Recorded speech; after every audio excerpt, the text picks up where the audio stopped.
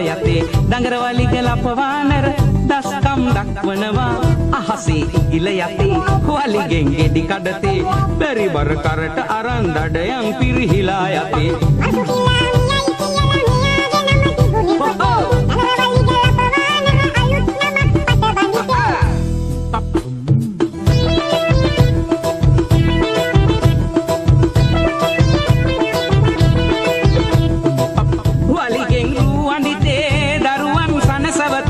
වලිගාවට්ටියගෙන පළවැල නෙලයි පුතේ හොංචිල්ලා පදිතේ දරුවන් පත්දවතේ